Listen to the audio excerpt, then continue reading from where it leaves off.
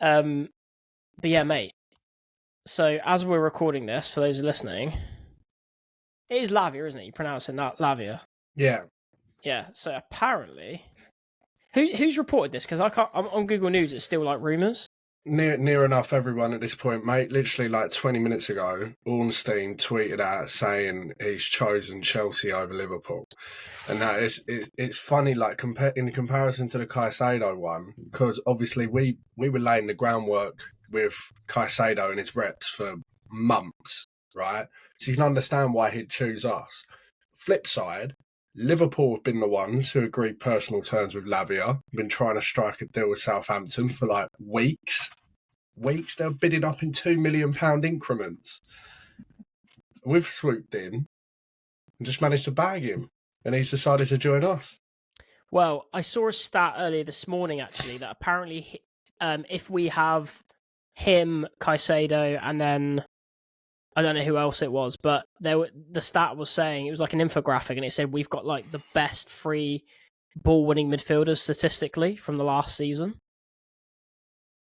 Probably Ugachukwu was in there as well, old Leslie, because he, to be honest, them three have been regarded as, and statistically, three of the best in their age bracket in the world.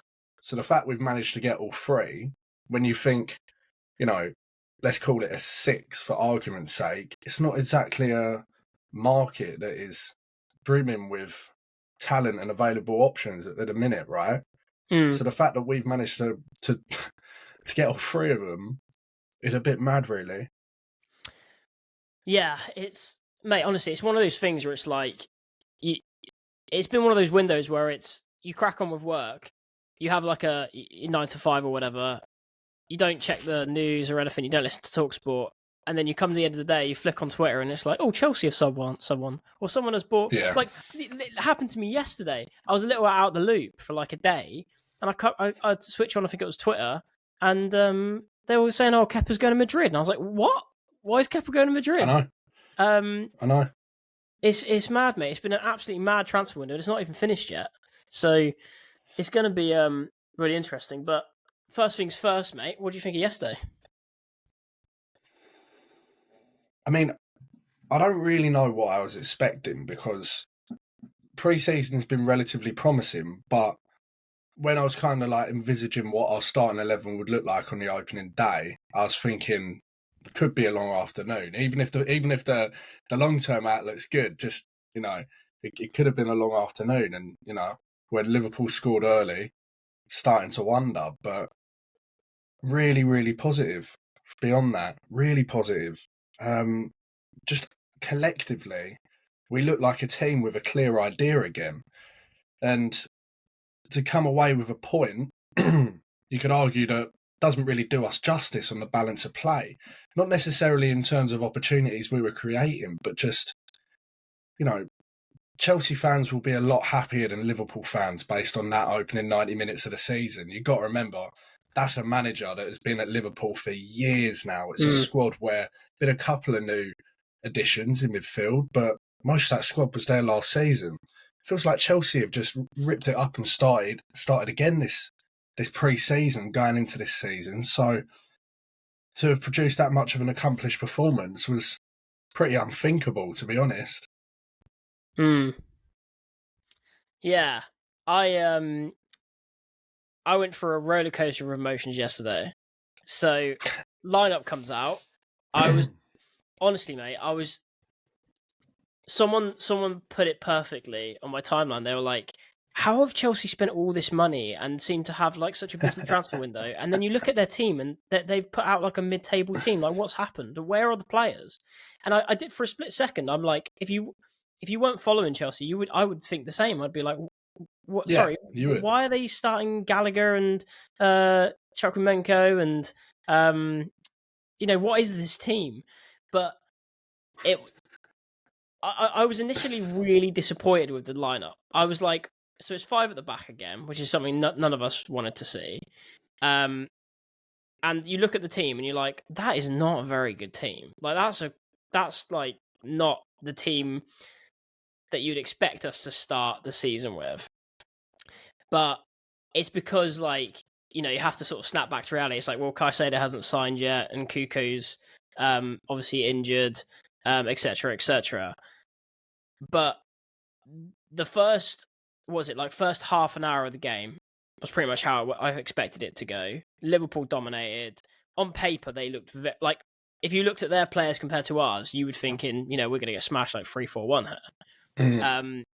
Without giving too much thought to it, because they had Diaz back. I completely forgot Diaz was out for a lot of last season, and he was fantastic before, wasn't he? Obviously Salah.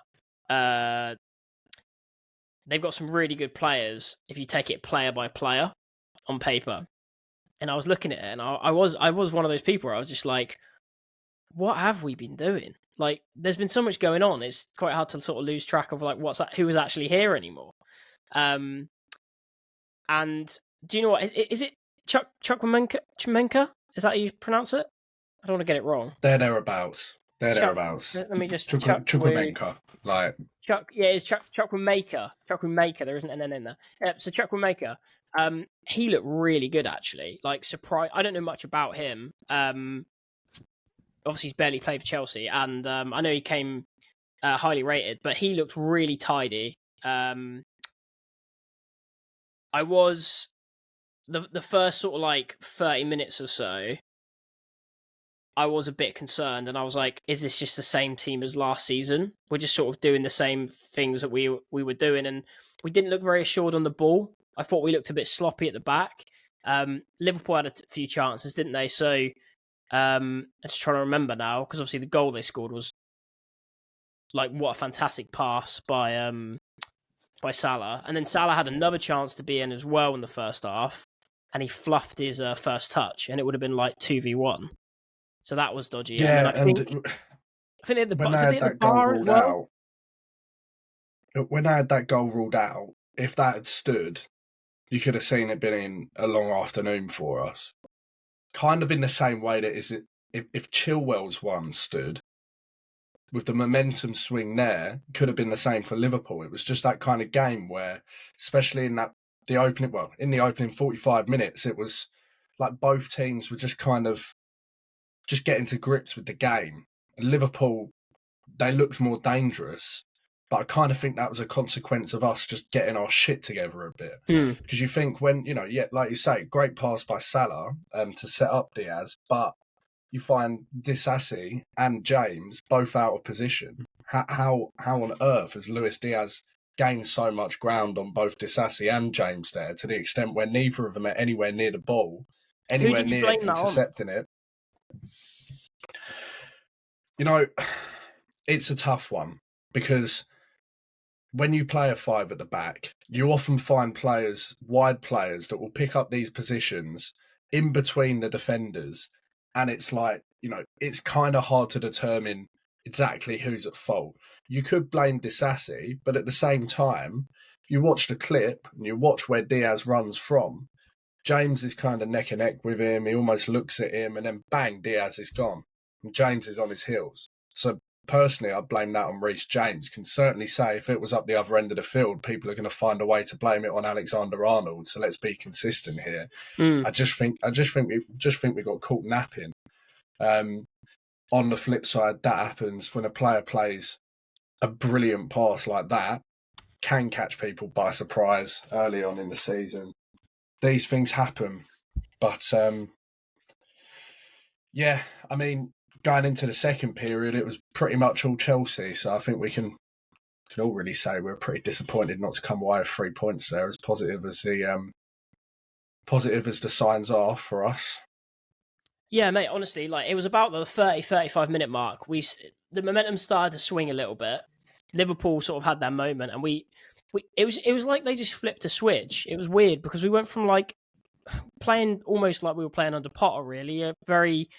The problem with Potter was no one looked confident enough to like even play a one-touch pass. Everything was like, take a touch, consider, pass. There was no direct through balls.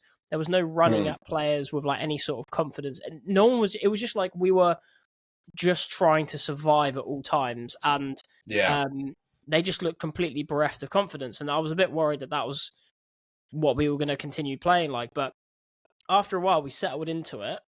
And again, considering the players that we had out there, Jackson making his debut in a new league, Raheem Sterling, who frankly I'm not a big fan of, but I'll get onto him in a second.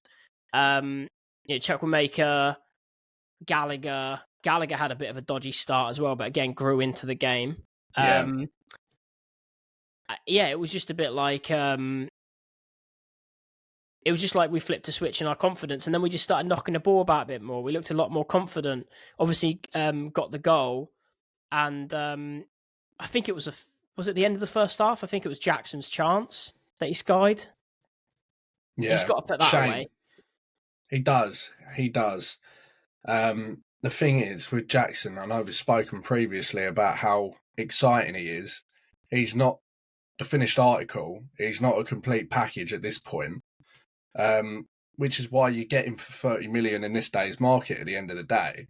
But as with, several of the other players we've recruited this summer in January, we're not really looking for the finished article. We're looking for players with a high ceiling, with high upwards potential. And I think the fundamentals are there. I thought he was brilliant in terms of being a target man and playing as a lone striker. I know myself from playing Sunday League.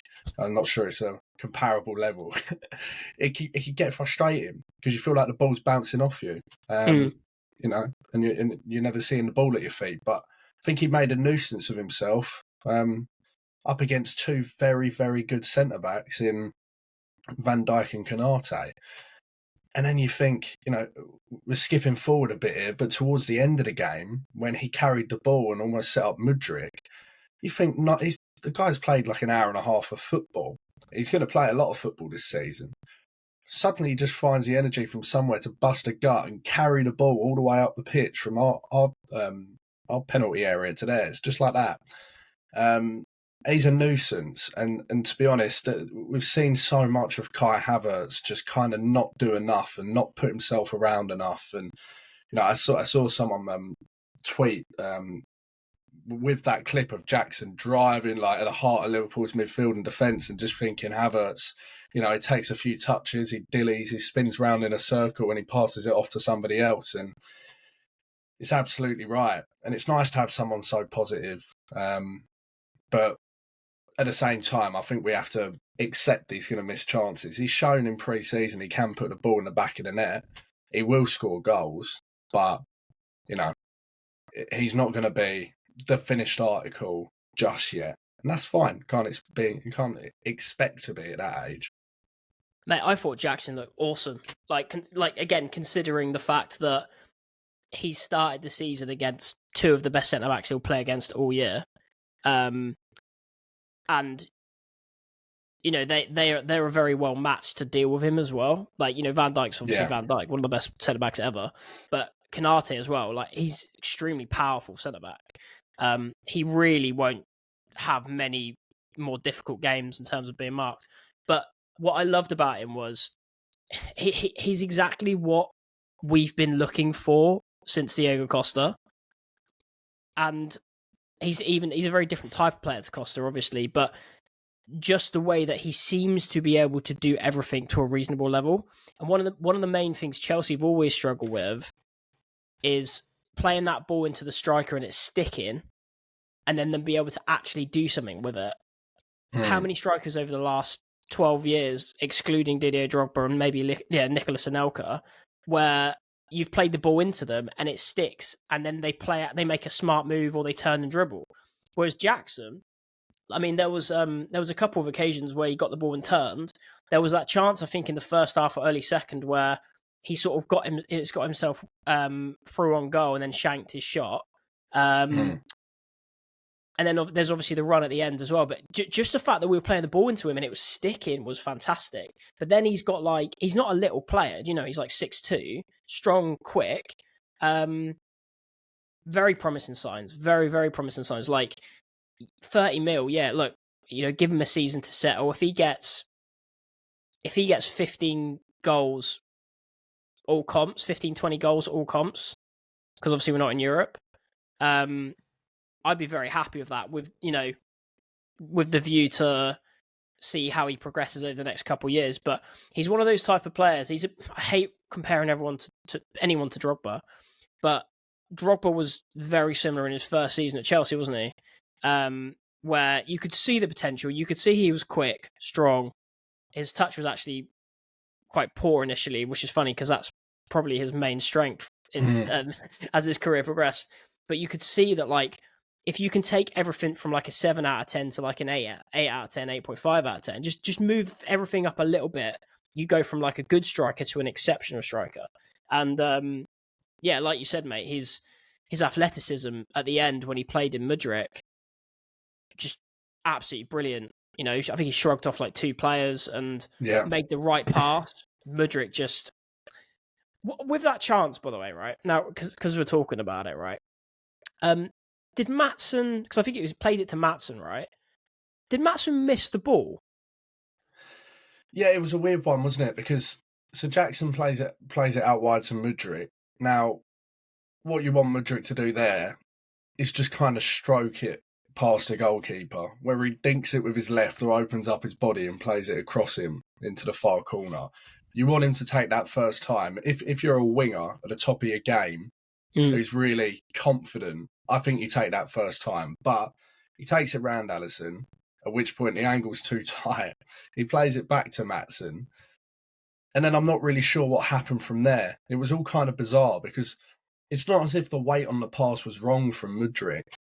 And Maatsen, you know, he scored a couple in the first game of pre-season and he contributed to goals for Burnley last year. It's not as if he's not capable of striking through the ball, but maybe it's just a rush of blood to the head. You got to remember with some of these players, they're very young.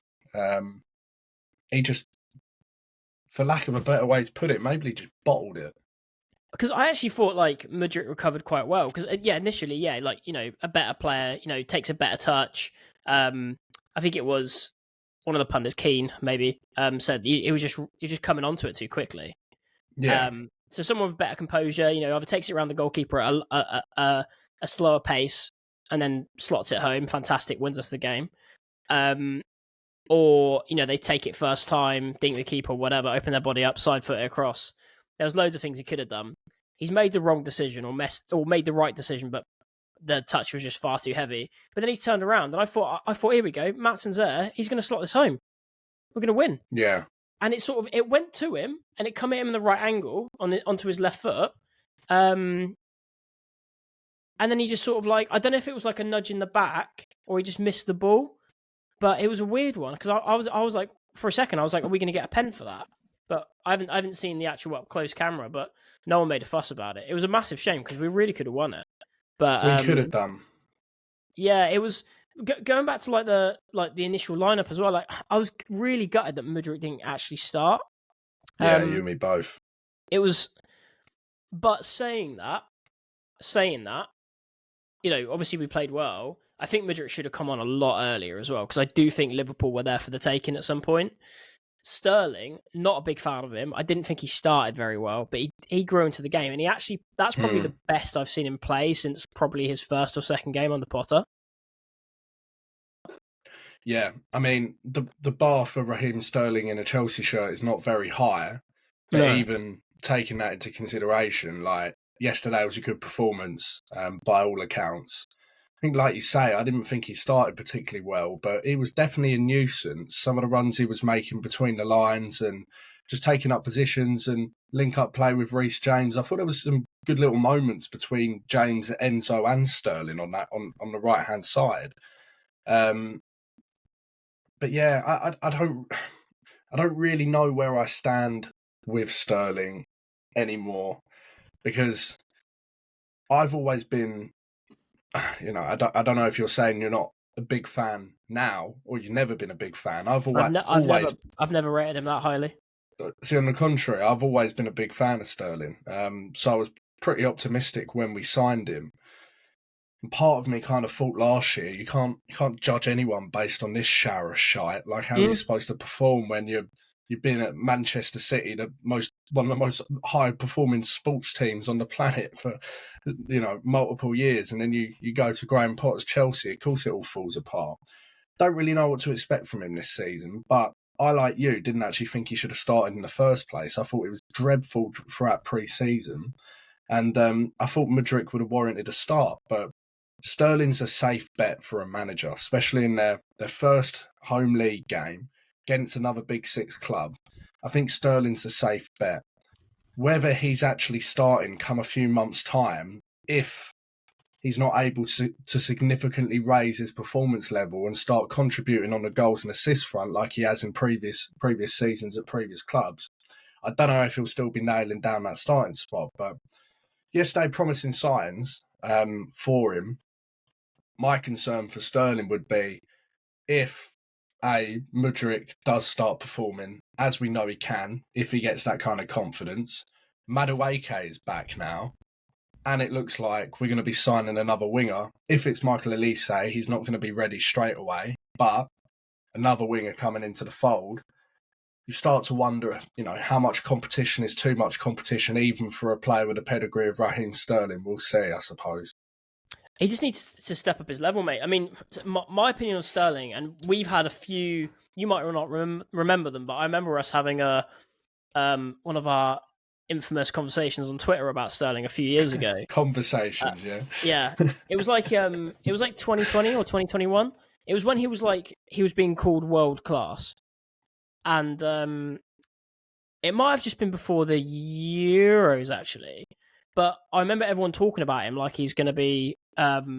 Well, basically, they were calling him world class, and I hate the term world class because I think it gets thrown around. I've seen people call Ramirez world class, like does my head in when people just water down a term like that, because for me that's reserved for the elite of the elite. But yeah, the thing is with Sterling is right. So when he came through Liverpool, like the look of him. Rapid, playing in I think Brendan Rodgers' team at the time, looked really good. He had, statistically, he had some really good seasons at City. And I think the season we were chatting about him, he was like their top goal scorer or something at the time. My problem with Sterling is, and this is for club level, at City, even at his top of his game, and at England, is I'm never sure what he's actually going to do. He always looks like he's stumbling over the ball. He looks like he lacks composure a lot of the time in the final third, and I'm just never sure what he's going to do. Like the amount of times I've seen him, do a step over or something and fall over the ball or whatever. I don't know. I've just never been assured of what we're actually going to get from him. And compared to someone like Mudryk's raw, obviously, but I know what we can expect from him. And with Sterling, I don't know. I've just never felt like. Watching him play, I just never feel like the ball's fully under control. So I don't have. When we signed him, we didn't sign him for a lot of money. I know he's on a lot of wages, but I think he cost like 50 mil. That's a really good value for someone like Sterling. I totally agree with you as well. Last season, it's not fair to judge anybody because the team was so poor, morale was so low. I reckon you could have stuck Haaland in Chelsea's team last season, and he would have scored half the amount of goals he would have. Yeah, sure. Clean slate. I hope he does well. I really had low expectations for him when he signed, but he started the game quite poorly, grew into the game, made some really smart passes, looked pretty good. So if we can have Sterling, Mudryk, if he gets the games, I have really high hopes for Mudryk. I actually do think he could become a superstar for us. I have the same sort of feeling about him that I did with Mo Salah when we first had Mo Salah, just because of that raw explosion. And it's like, if you can guide him and get him in a stable team where he's getting the right kind of service, because the amount of times under, last season, there was a lot of talk around the fact that, Mount was like moving into his position. Then he had like Chilwell or Cucurella blocking him, so he couldn't do what he actually wanted to do and utilize his pace. I think if we can have a stable season with Poch, I actually do think I expect something really special from him. But question for you, right? And Cuckoo, right? How long is he out for? They reckon January, yeah. Absolutely devastating. I could not believe it when I read it. Like, we buy this player. He's like the centerpiece of our team, basically. And with him, we look great. Going back to our starting lineup conversation a minute ago, Mudryk, if you start Mudryk, Jackson, Sterling, and then Cuckoo behind him, that looks great. You're taking Cuckoo out and taking Mudryk out, and suddenly it doesn't look that great. But I couldn't believe that the centerpiece of our team is like injured until Jan, at the earliest probably. Do you reckon or who do you reckon is going to play that cam position? Like, do you reckon Mudryk can do it? Do you reckon Sterling can do it? Elise, I don't know. What are you thinking? Well, couple of options really. Of course, if we sign another attacking player before the end of the window, which it certainly looks like we are going to, my latest reports on Elise at the time of recording, things change. By the time we fucking finish, he'd probably be holding a shirt. Yeah. But personal terms pretty much done. They're just figuring out the details of the payment to Palace. So that looks like it could move pretty fast. When he's fit, he can play centrally. He could play out wide. I wouldn't put Sterling in there. The alternative is that Enzo could play in a more advanced role. And I'm not talking about necessarily as a 10, but certainly with a midfield 3, if we are to get Caicedo and Lavia, with Enzo as the most advanced of them, and it kind of looks like more of a 4-3-3. I think formations nowadays it seems pretty inconsequential even discussing them because players seem to pop up everywhere and the shape changes so fluidly throughout. But, if we're going to talk about it archetypally, let's say 4-3-3 with Caicedo, Lavia as the sixes and Enzo as the most advanced midfielder. I think he could certainly play that role. I think we have been wasting him in terms of last season, playing him too deep. I think when he was progressing the ball up the field yesterday, suddenly we look really dangerous and you have a player that can kind of gel it all together. Even if it's just a stopgap, I think he could be the one to play that little bit further forward. In the same way, like Fabregas would play in the pivot next to Matic, and sometimes you'd see him pop up as a number 10. Some games he'd start at 10 ahead of Oscar or whoever.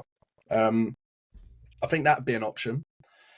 Beyond that, it's tough. I do think we'd need another attacking signing. I think ideally it would be someone who can naturally deputise for Nkunku in that role behind the striker rather than just a kind of more fixed wide man. So Elise would be a good option. But we'll see, to be honest, mate. I know things have been kicking off proper in the transfer market, but we've still got a while to go yet. So it's kind of hard to say, how things are going to look over the next few months until the window's shut.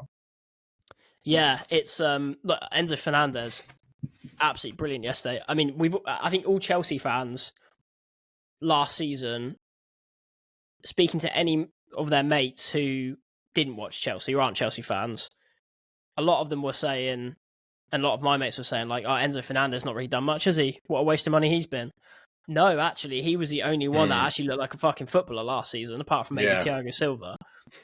Yesterday, he was brilliant. Like, unbelievable. Some of the touches and first-time passes and little dinks he was doing that are so difficult to, like, comparing him to, like, Jorginho, like, it's an enormous chasm there because not only can he play those first-time passes, but he's also got the strength. He's got a bit of height about him. He's not a short guy. He's like, 5'10" or something. He's physical. He's aggressive. He's got that play style that sort of suits his look in a way, I think. That South American tattooed personality. He's exactly what we wanted. I remember we were linked with, what's his name? He used to play for, I think it was Roma, the tattooed guy. Oh my God, what's his name? What, linked with him this summer? No, a few years ago. He was like Roma's CM. We were linked with him, and I remember all the Chelsea fans being like, that's the type of centre mid we want. He's Belgian. Not Nainggolan. Yes, Nainggolan. Yeah. We were linked with him for a while, and everyone was like saying, that's what we want. We want an aggressive centre mid who's mobile. He's got the look as well. Chelsea fans tend to like the look. Same with the manager. But Enzo Fernandez is the type of player that, I think assuming we can keep him 5-6 years time, I think he'll go down as one of our best. That's a big thing to say early days, but he looked so fantastic. And I totally agree with you, mate. I think he could play anywhere. I think he's one of those players that's not only has he got the physical attributes, he's got the technical attributes. he's also, he's got the mentality and the aggression to be good defensively. He reads the game very well, but he's also got a hell of a shot on him. And we haven't really seen much of it yet. Like last season, he had some really close pings, and his techers is really, really good. So it really wouldn't surprise me if he played higher up, if he scored a few 20, 25 yarders. In fact, I'd put money on it that he's going to score 3 or 4 crackers this season. So Yeah. But he was fucking brilliant. But mate, talk about Enzo. He's got Gallagher beside him. We're now got Caicedo. Fucking finally done it. What are you thinking? I know. Well, first of all, it seems harsh to have a dig at Gallagher because how fucking good he was actually yesterday. It's so annoying actually because I've got so excited for this new look midfield and I've completely opened up to the idea of us selling Gallagher, and then he goes and puts in a performance like that and I'm like, fuck, like what do I actually want this guy to go? I reckon he'll probably go just because it might be a necessity, whether it be in terms of numbers in the squad or just financially. I think Gallagher will go, but full stop at the end of Conor Gallagher, Moises Caicedo. I mean, literally months, mate. And the way things unfolded, there needs to be somewhat of an inquest into how we can go 2 months without agreeing a fee for a player. Liverpool come in, do it in an evening, and then next thing we know, we're paying £15 million over the original asking price, which we weren't even willing to meet. And the second part of that, though, I don't really think anyone gives a shit. A, because of how things transpired. B, because of the prospect of him next to Enzo. I mean, we're talking as soon as next weekend. That's our midfield. And that could be our midfield plausibly for another decade if we wanted it to be. Fucking nuts, mate. And I believe it was Nizar Kinsella mentioned it, but it's such a great point. It's that you look at how Enzo Fernandez played against Liverpool. Was anyone talking about the price tag? As far as I'm concerned, he could have cost 100 million or £5. Like, it's completely irrelevant how much you pay for a player like that. And the hope is that we can replicate that with Caicedo. And if we can, who gives a fuck if our midfield costs over £200 million if it is the kind of midfield that can get us back up challenging again, and it looks like it could be. And they're so fucking young. It's frightening, to be honest. Yeah, look, it depends. I think people tend to look at those sort of transfers very short term. They're like, oh, it's 100 mil, But if in 4 years' time, he's still only 25, Enzo's 26, still arguably not even at their peaks potentially, you're looking at that money like an absolute bargain.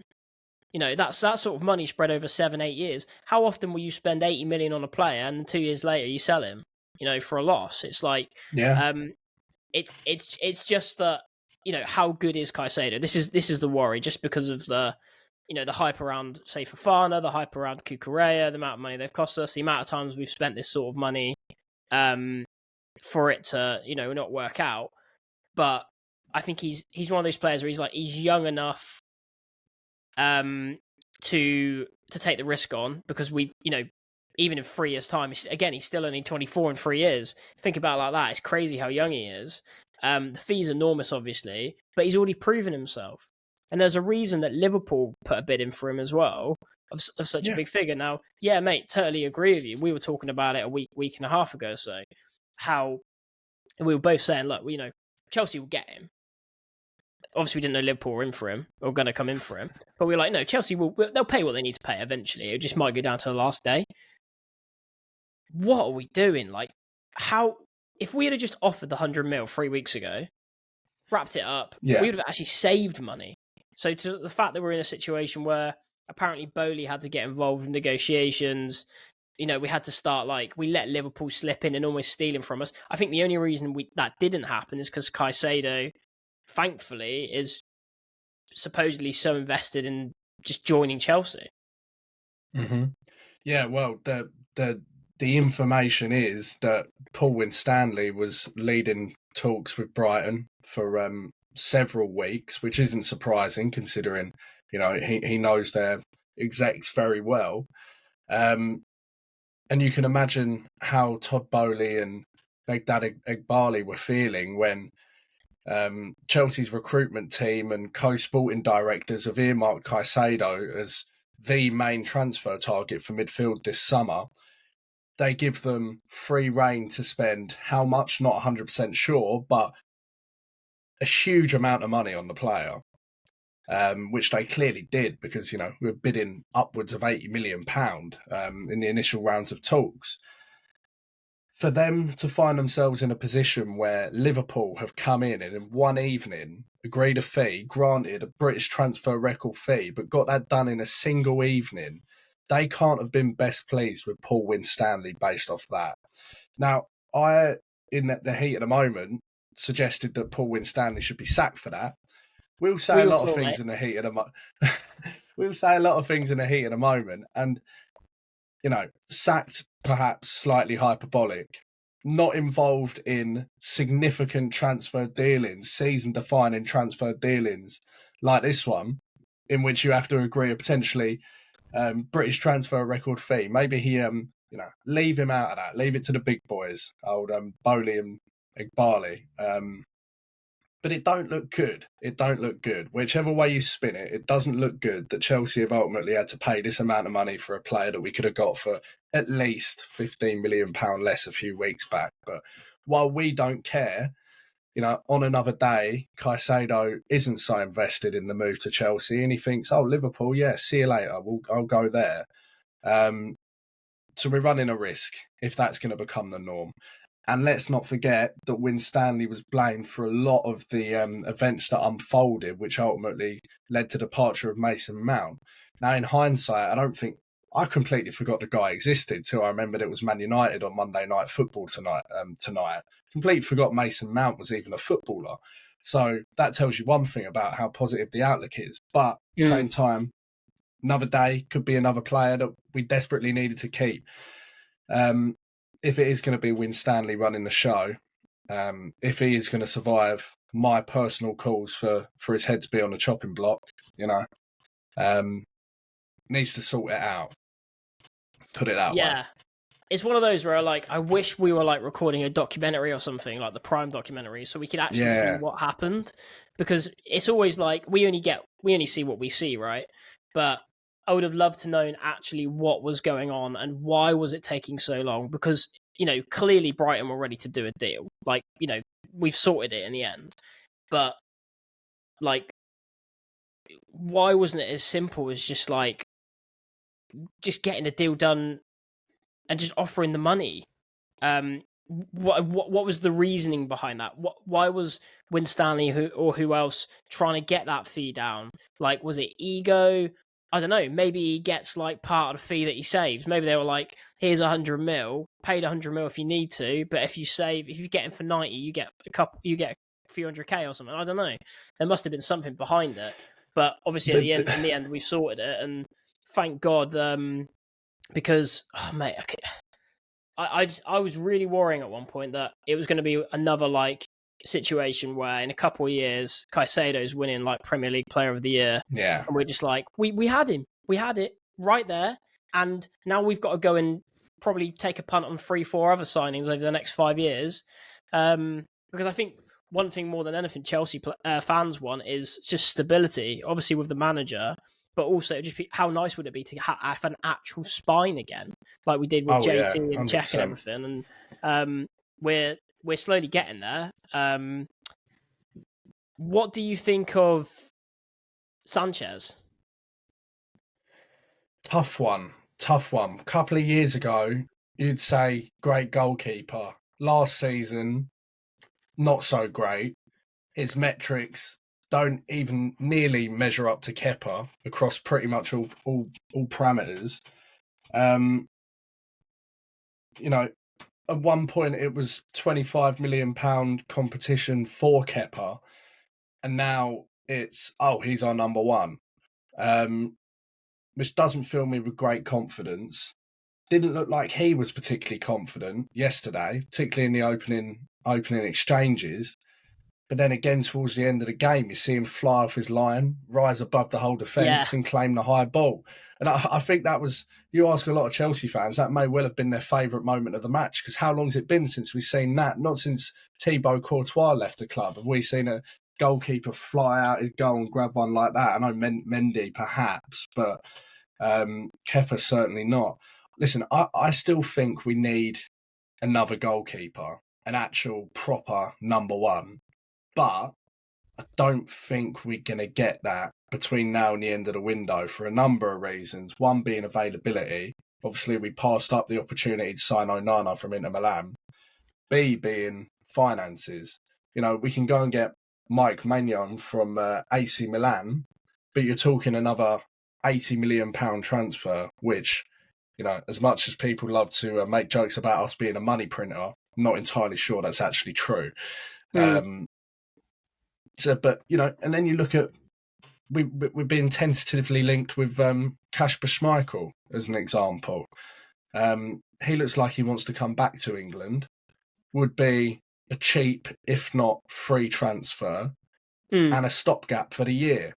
And I think if you accept that Chelsea aren't going to be winning the league this year, then all you really want is a goalkeeper that's going to be good enough. Maybe that will be Robert Sanchez, maybe that will be someone else, but I don't think that we necessarily need to break the bank to be replacing Kepa if the right keeper's just not out there for us. Have you seen the news that Liverpool apparently want to sign Mike Maignan? Liverpool. What's that all about? There's a couple reporting that they're going in for him for 77 mil. Why would they do that? What's wrong with Alisson? I don't think they would. I don't think they would they? Wouldn't make any sense. What a weird rumour. Oh, it's always nice to open a timeline and see stuff like that, isn't it? Yeah, man. It's just, I'm just relieved, mate, and I'm relieved. And do you know what? After this morning, it was the first time in a very long time where I've woken up in the morning after a Chelsea game, and we didn't even win, and I'm super excited for the next game. So excited, because I'm super excited to see how the team develops now. I really like Pochettino, and I do think he's a good one. He's going to be one of our best ever. And I see him being a long-term manager as well, assuming things go well. So, yeah, mate, I honestly think, this is the most positive time around Chelsea for a very, very long time. And it's only going to get better as well. It sucks and Cuckoo's injured, but, Jackson looks really good. I can't see us playing five at the back often. And once we've got, Mudryk, Madueke, Sterling keeps picking up. If we get someone like Elise in, Caicedo with Enzo, makes our midfield extra solid. It's really, really exciting, and who have we got next? Newcastle. West Ham away is next. Is it? I thought it was Newcastle. Believe so. Believe we've got Chelsea a nice. Next game is. No, you're right. It's West. I don't know why I thought it was Newcastle. I think we've got a pretty favourable run of fixtures coming up. Another 6 or 7 winnable fixtures. Obviously, there were no winnable fixtures last year, but I'll tell you why I thought it was Newcastle, because I walked past the pub the other day and they said it was Chelsea versus Newcastle on Sunday on their TV. So, fuck knows what that's about. But they've probably been shut down for a while. But we could really West Ham without Rice. If we get a big result against West Ham away, that'll do Pochettino and the players a world of good. And oh man, just so excited for Caicedo, just to see what he's all about. And I just can't, if Enzo puts in the type of performance he put in against Liverpool with another potentially world-class player or very, very good player in Caicedo alongside him, we could run through teams. 100%. And you compare that to, how flimsy our midfield has been for the most part, not least last season because Kante was next to never fit.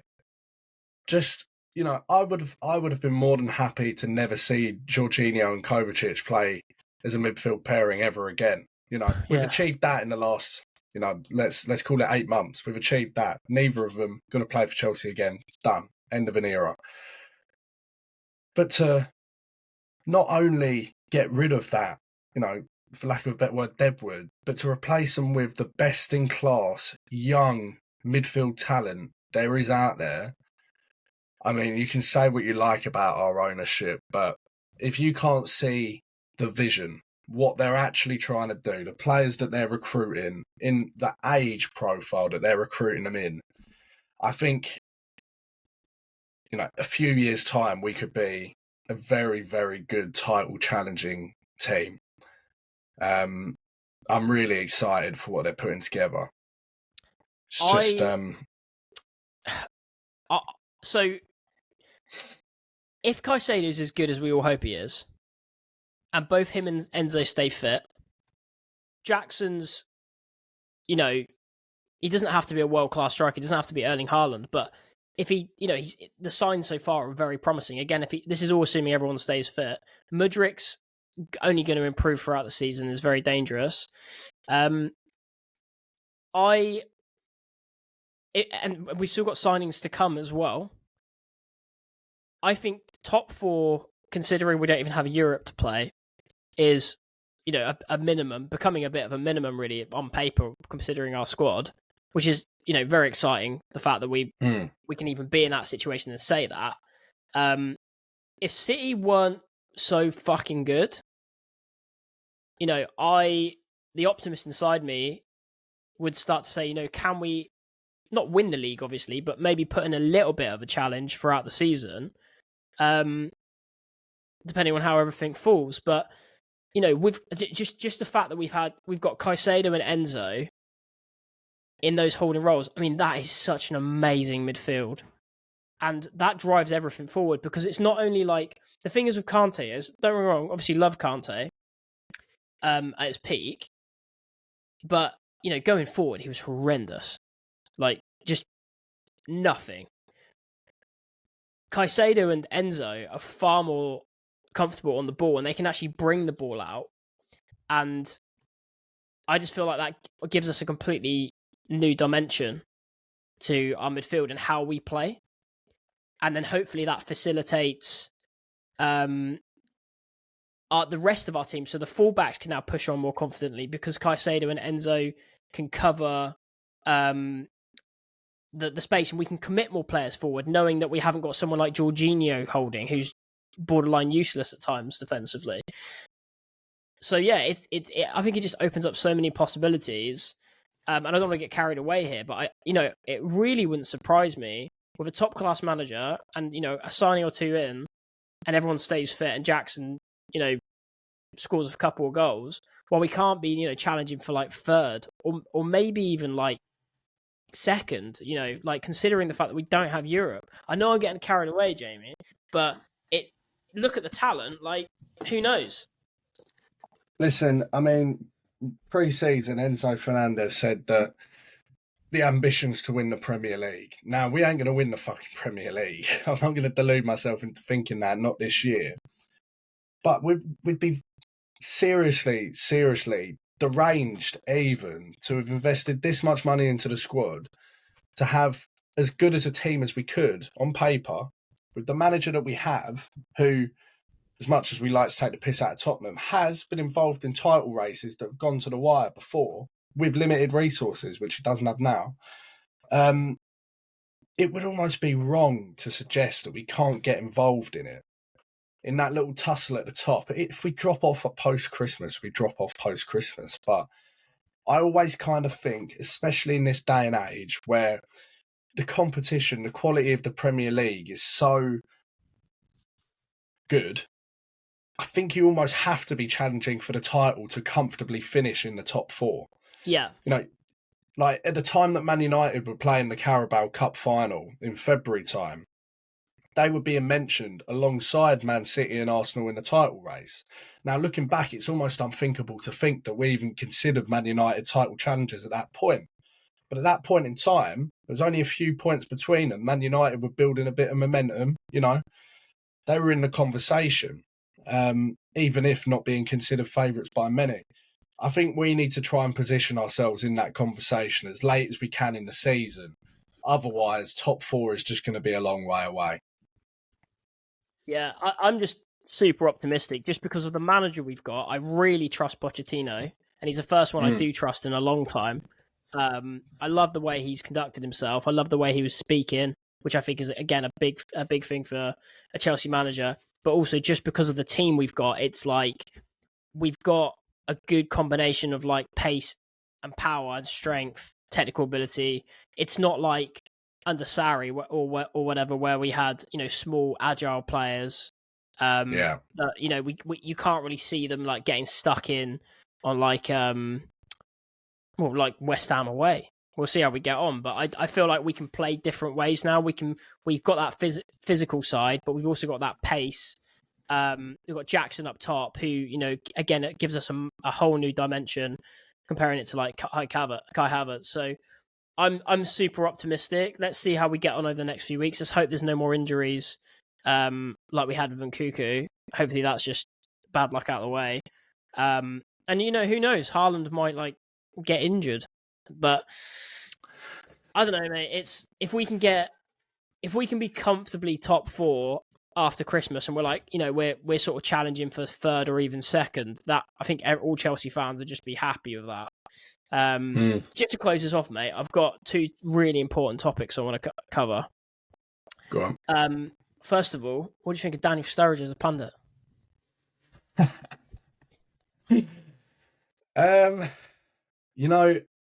I like Sturridge. I've always liked Sturridge. I think insight-wise, kind of average. Personality-wise, great. Now, previously, we had the likes of Souness, who, insight-wise, was trash, and personality-wise, was fucking shocking. It was actually tough to watch and listen to him at times. I'd rather have a guy singing and doing a stanky leg on the telly than a guy who... now, how do I phrase this without it making it sound like he racially prejudiced against Paul Pogba? I think it's probably best that I just skim over the topic completely. But I like him, mate. I like him. I think Michael Richards kind of opened a door for Sky Sports, because Richards weren't your conventional pundit when they brought him in, but he's brought out a side in Roy Keane that people seem to really like, and they bounce off each other. Sturridge is going to annoy a lot of people. He might annoy us by the end of the season. I quite like him though, mate. Mate, I found it so difficult to watch. I like Sturridge. I liked him as a player. I thought he was a fantastic player. Just such a fucking shame that his career went down the pan because of injuries. I thought initially it was how was expected. He was lively, he was enthusiastic, probably a little bit nervous as well. Or keen to impress, I would say. And I'm sure he's going to like bed into it as the season goes. He needs to find his style, because a lot of pundits have sort of come and gone, and their first few months were a struggle.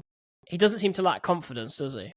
But mate, I felt like he thought it was the Daniel Sturridge show, and the amount of times Roy Keane rolled his eyes at him. But there were a few moments, mate, where I was like, he was giving some good insight, but then he'd do something like when he was talking to Trent, he just went, what was it like? Keep it funky with your boy. Keep it funky with your boy. And I was just like, oh my God, what are you doing? Like, what does that even mean? And for me, it just felt like he was trying too hard. And then he started singing.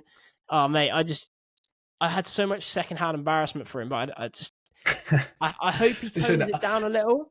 The only other thing as well, is someone raised a point on this, is I hope it doesn't like get in the way of that Mika Richards Keane relationship, because Sturridge seems to want to talk as much as possible, and it doesn't allow that like back and forth between Keane and Mika. But we'll see as the season goes on. Yeah, I mean, the thing is, I don't think he's going to be one of their main guys, right? You think he's the ideal played for both clubs kind of guy, because he played for Chelsea, Liverpool, and City. So yeah, maybe these big Super Sundays he'll jump in a few of them, but I don't think he's going to be knocking about as one of their A-listers. So he isn't like regular then, like every week? Well, he's signed a contract with Sky Sports. Right. But the kind of way that, Jamie Redknapp will pop up on a Friday night football and then sit on a Super Sunday, them Super Sundays where they got 2 absolute stinker games, and try and market it as a Super Sunday. Yeah. I don't know. I can't imagine he's going to be at the absolute forefront for all the season. But I wouldn't mind. I was a fan of his TikToks before he even signed this Sky Sports thing, and people said that his TikToks were really fucking cringe. So maybe that says more about me than him. But he's gonna be Marmite for sure, mate. I mean, and also, now that you said you had two really important topics to close with, and this was number one. I'm really intrigued to see what number two is. mate, I'm just curious to see what your thoughts are on Lukaku potentially joining Spurs. Okay. I wondered because a lot of people have been calling Margot Robbie mid on my timeline, so I was wondering if we were going to get that one out of the way at the end as well. Lukaku, simple answer, he can go for play for whoever the fuck he wants. I honestly couldn't care less at this point. As long as we manage to get rid of him before all of the transfer windows are shut and he's not just sat there stinking out the gaff at Cobham all season, I really couldn't care less. I think Spurs is what he deserves, to be honest, because even if he goes there and does really well, Levi won't let him leave. So do you know what would be really funny? What would be really funny is after all of this, he comes back to Chelsea, forces the move back to Inter, blah, blah, blah.